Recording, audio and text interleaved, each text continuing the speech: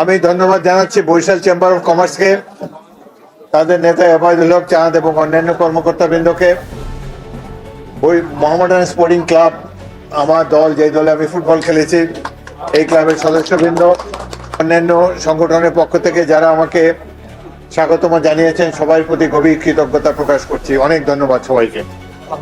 আমি school college পড়াশোনা করেছি এবং এই সময়টা রাজনীতিতে কখনো অংশগ্রহণ করিনি, কিন্তু অল্প বয়স থেকে খেলোয়াড় হিসাবে এই অঞ্চলে মোটামুটিভাবে আমার নামটা সবাই জানা ছিল।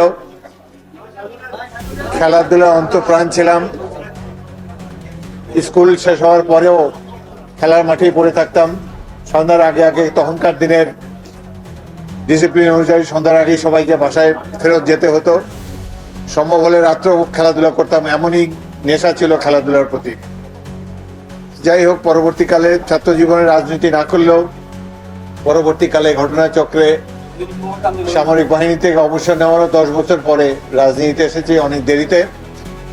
তাও আমি এলাকাবাসী, আমার যেখানে বাড়ি ভোলার 2টি উপজেলা লালমোহন এবং তজুমুদ্দিন, তারা 7 বার আমাকে জাতীয় সংসদের সদস্য নির্বাচিত করেছে। অনেক সম্মান তাদের কাছে পেয়েছি।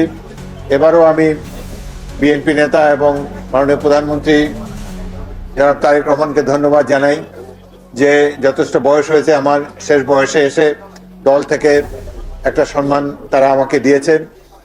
বরিশাল শহরে আগেও স্পিকার দেখেছে। এই অঞ্চলে মোট 3 জন স্পিকার নির্বাচিত হয়েছিলেন। একজন পাকিস্তান গণপরিষদের স্পিকার জনাব আব্দুল ওয়াহাব খান, তারপর বাংলাদেশের জাতীয় সংসদের স্পিকার জনাব আব্দুর রহমান বিশ্বাস, এবং আমি তৃতীয় ব্যক্তি হিসাবে এই পদে অভিষিক্ত হয়েছি। এবং মজার ব্যাপার হলো, জনাব আব্দুল ওয়াহাব খান, আব্দুর রহমান বিশ্বাস এবং আমার বাড়ি 70 গজের মধ্যে। আমরা একই রাস্তার উপরে বসবাস করি। এত অল্প একটি জায়গার মধ্যে থেকে 3 জন স্পিকার হয়েছে, এটাও আল্লাহর একটি রহমত বলে আমরা মনে করি। যাই হোক, ব্যবসা বাণিজ্য এবং অন্যান্য ক্ষেত্রে অনেক সমস্যা রয়েছে।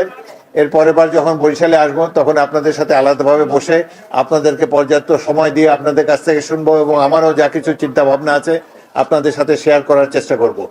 স্পিকারের কাজ হলো সংসদে আইন পাশ করা। কোনো নির্বাহী ক্ষমতা আমার নাই। আমার ভূমিকা হলো ফুটবল মাঠের রেফারির মতো। সরকারি দল এবং বিরোধী দলের কে সঠিক জায়গায় আইন মোতাবেক আইন মান্য করে তারা যাতে আইন পাশ করে, এটাই দেখা আমার কর্তব্য। সুতরাং আমি চেষ্টা করব আমার এই ক্ষুদ্র পরিসরে সীমিত সামর্থ্যের মধ্যে যতটুকু পারি বরিশাল বিভাগের উন্নয়নের জন্য আমার পক্ষ থেকে চেষ্টার কোনো ত্রুটি থাকবে না। আশা করি অনেকদিন পর আমরা গণতন্ত্রে পদার্পণ করেছি। গত 17টি বছর আমাদের জন্য, আমাদের জীবনের মূল্যবান 17টি বছর কেড়ে নিয়েছে। 3টা জাতীয় সংসদ নির্বাচনে আমি অংশগ্রহণই করতে পারিনি। একবার আমার বাড়ি ঘিরে রেখেছিল পুলিশ এবং আওয়ামী লীগের সন্ত্রাসীরা। সুতরাং গণতন্ত্রের চর্চা ব্যাহত হয়েছে, এবং গণতন্ত্র না থাকার কারণে হত্যা, গুম, লুট, রাষ্ট্রীয় সম্পদ পাচার হয়ে বিদেশে চলে গিয়েছে। সুতরাং এই ধরনের একটা অন্ধকারাচ্ছন্ন অন্যায় আমাদের জাতীয় জীবনের সবচেয়ে অন্ধকার সময় ছিল এই বিগত 16 বছর, যেখানে নির্বাচনের নামে প্রহসন মঞ্চস্থ হয়েছে।